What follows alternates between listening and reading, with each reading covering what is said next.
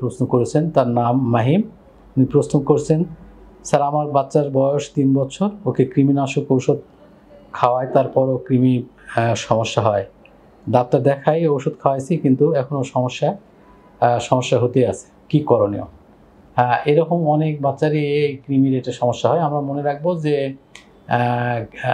কৃমির ঔষধগুলো সাধারণত 1 বছরের পরে খাওয়াতে হয় এবং 1 বছরের পরে 6 মাস অন্তর অন্তর কৃমির ওষুধ খাওয়ানো হয়।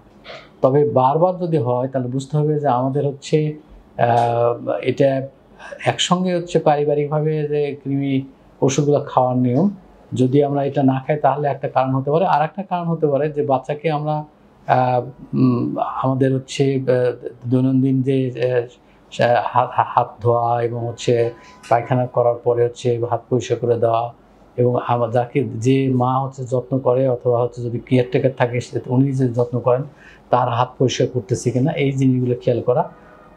তারপরে হচ্ছে আমি বলবো যে আমাদের পানি যেটা খেতে দিই সেই পানিটা যেন আমরা হচ্ছে ফুটানো পানি যেন হয়, এবং গোসলের পানি প্রথম 5 বছর পর্যন্ত ঢাকাতে যারা আছে তারা যেন হচ্ছে গোসলের পানিও ফুটানো পানি হয়, তাহলে দেখবেন যে কৃমির যে উপদ্রব সেটা থাকবে না এবং ওষুধগুলো কার্যকরী হবে।